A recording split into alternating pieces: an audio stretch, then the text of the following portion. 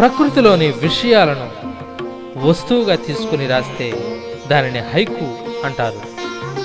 మానవ ప్రకృతిలోని విషయాలను వస్తువులుగా తీసుకుని రాస్తే దానిని సెన్రియు అంటారు.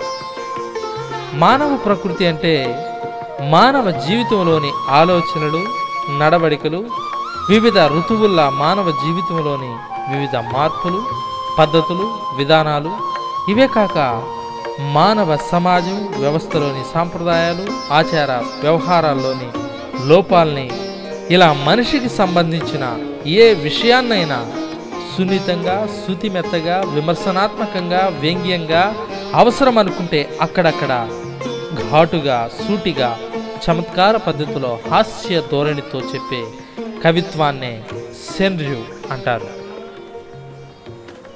క్రీస్తు శకం 1750 ప్రాంతంలో కరై హచిమన్ అనే కవి సెన్రియు కలం పేరుతో ఈ విధమైన కవిత్వం రాయడం ప్రారంభించి విశేషమైన పాఠకుల ఆదరణను పొందాడు.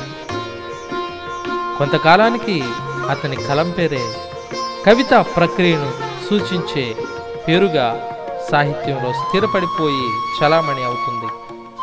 కరై హచిమన్ యొక్క సెన్రియులకు ప్రభావితులైన అనేక మంది కవులలో కొందరు వారి వారి కలం పేరుతోనూ, మరికొందరు ఏ పేరు లేకుండా సెన్రియులను రాసి ఈ ప్రక్రియకు మంచి గుర్తింపును సంపాదించి పెట్టారు. 2002లో ఇండియన్ హైకు క్లబ్ వ్యవస్థాపక అధ్యక్షులు డాక్టర్ తలతోటి పృథ్వీరాజ్ పృథ్వీ సెన్రియు పేరుతో తెలుగులో తొలి సెన్రియు సంపుటిని తెలుగు వాళ్లకు పరిచయం చేస్తూ అందించాడు. ఫోటో హైకూకు మాదిరే సెన్రియు రచనకు కూడా హైకు లక్షణాలే వర్తిస్తాయి.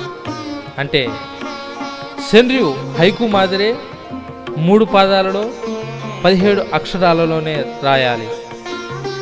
సెన్రియు కాల సమస్యలను కూడా ప్రధాన అంశంగా కలిగి ఉంటుంది. అంటే కాలగమనంలో మనిషికి ఎదురయ్యే అనేక సమస్యలు, అంటే వ్యక్తిగతమైనవి లేదా వ్యవస్థాపరమైనవి, సమాజం లేదా ఓ కాలంలో జరిగే వివిధ ఘటనలకు కారణభూతమైన లోపాల్ని కవిత్వ రూపంలో చమత్కారంగా సెన్రియులో చెప్పాలి. రాజకీయ అంశాలు కూడా సెన్రియు కవిత్వానికి ఇతివృత్తాలు. సెన్రియు కవి ఒక అంశాన్ని పూర్తిగా ఆకళింపు చేసుకొని పదునైన మాటలతో చమత్కారంగా సెన్రియుని చెప్తాడు. సున్నిత హాస్యం కలిగించడం కోసం సెన్రియు కవి ఒక్కో సెన్రియును ధ్వనిపూర్వకంగానో, పదాల విరుపుతోనో, శ్లేషతోనో రాస్తాడు.